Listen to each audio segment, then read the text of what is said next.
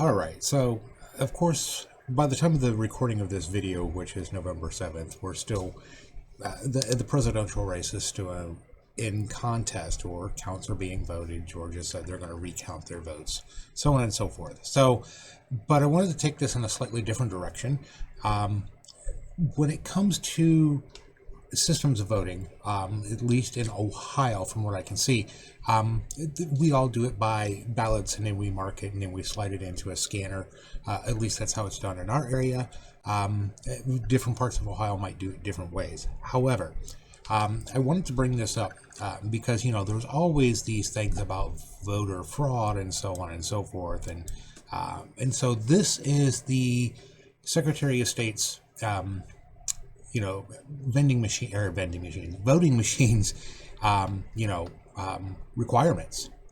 And so it's quite extensive. Before it even gets to the state level, it has to be certified at the federal level. So, and that's obviously for anything to do with the federal government. Obviously, it needs to be certified on the federal level. Once it's done with the federal certifications, then it comes to the state. As you can see, there is quite a few things here that every machine goes through to validate that it's working properly, recording properly, so on and so forth. So anyways, specific details on how a specific machine works, shoot off an email to the Secretary of State.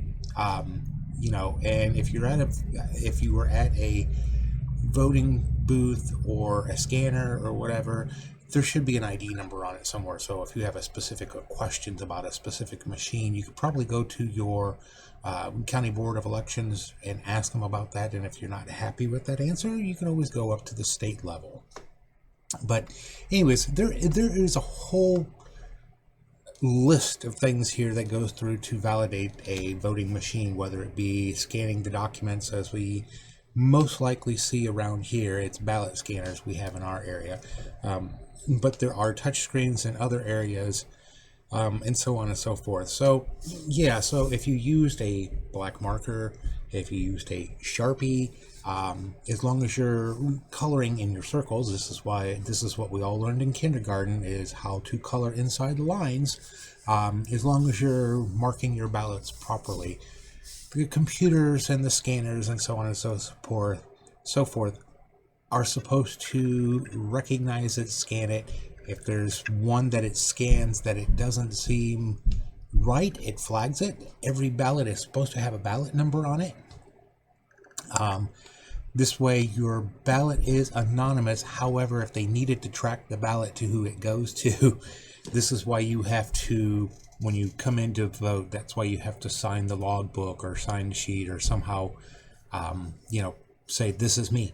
And then they record your ballot number on the log. And the logs are usually hand capped versus being computerized. Now, I could be wrong with that. It varies from state to state, but at least in our area, that's always what it's done. They look at your ID in our area. The whole, idea of that voter ID. I support the idea, but again, it's another argument for another day. So, but anyways, you get your ballot, you go mark it accordingly, so on and so forth. You take it to the machine, it scans it, records it's been scanned. So at least, again, our area, we use ballot scanners. Now, and then you get into the whole thing of course, clearing out the scanner before starting votes and collecting the scan totals. So there's a whole bunch of things, and things can go wrong in the meantime. No machine is perfect. No computer is perfect.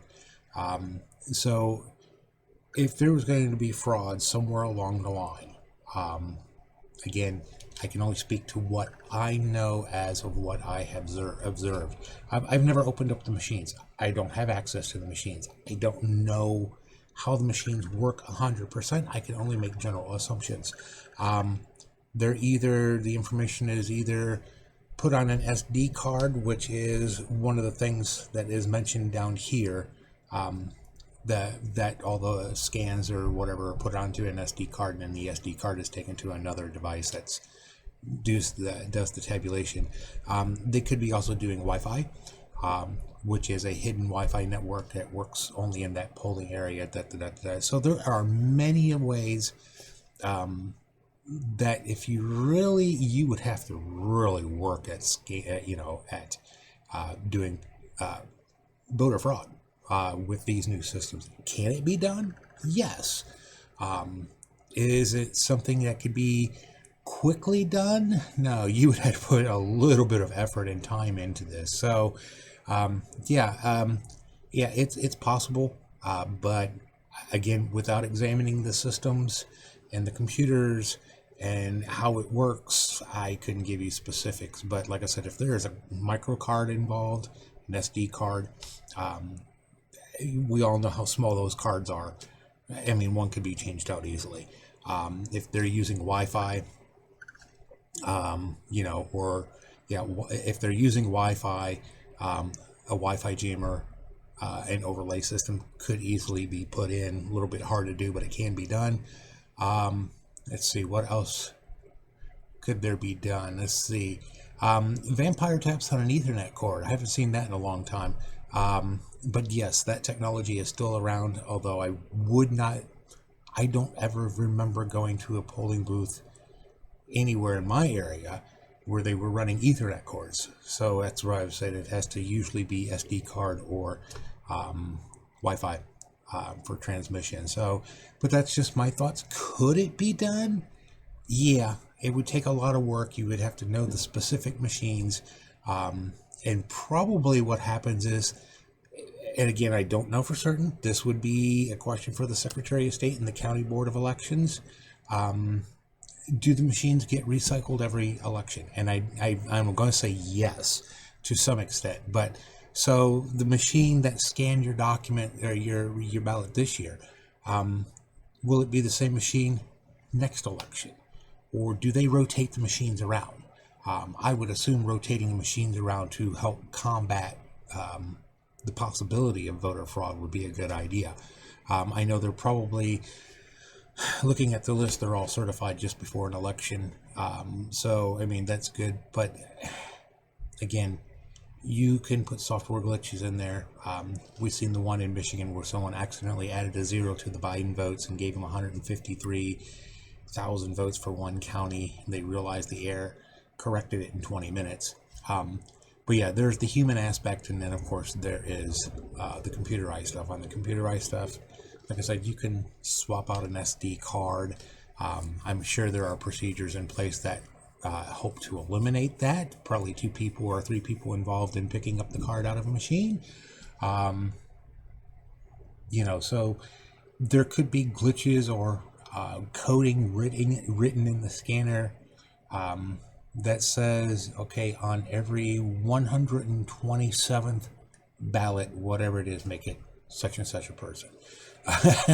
And yeah, that could be done too, but that's usually, you would have to really get the voting system past the federal and the state government to do that. That's not to say it couldn't be done. Again, if the voting device is using Wi-Fi, it's hackable. So yeah, just interesting things. But yeah, this is because, and I bring this up because one of the highly contested nature of our system and the deep divide that exists. But voting machines are computers. And again, although I'm not specialized in voting machines, I do have a general understanding of how they work. And so are there holes? Are there flaws? Possibly. Like I said, I'm not involved in that process. I'm only making educated guesses or less than educated guesses, depending upon, because I mean, there are very up and up people who build these machines. They go through testing, and then they go through testing again at the state level. And some of the counties, I'm sure, put it through their own testing just to make sure. But it's still, the possibility, although remote, is still there. So just something I wanted to throw out there. Hopefully we know who our president is by this point, whether it be Biden or Trump. I just know my candidate didn't win. She had no chance of winning anyways. I knew that when I voted for her, but that's a discussion for another time. But yes, all machines, all computers, all machines, all all information network structures, they're all subject to attack. They're all subject to hacking. You would have to spend the time learning that particular machine or series of machines and seeing how it can be done. And I'm sure, like I said, there are more than qualified people who put policies and procedures in place to prevent that type of thing. For example, like I said, if we're swapping out an SD card out of a voting machine, I'm sure it's going to take a voting volunteer who opens up the machine, and a different one that opens up the separate cage in the machine, and then someone who physically takes the card out of the machine. So there's 3 people there. Plus you have your political party observers who are watching too. So yeah, could you swap out a card, an SD card? Yeah, I suppose you could. You would have to be really, really good at doing it. But I don't want to say they're tamper-proof, but they're electronic devices. They can be broken. But policies and procedures and policies are in place to prevent that type of thing. So just my random thoughts for our election. Like I said, this will probably drop around about December. Hopefully we know who our president is by that time, whether it be Trump or Biden. And hopefully we all survive the next 4 years, regardless of who it is. So anyways, I'll talk to you guys later. You have a great day.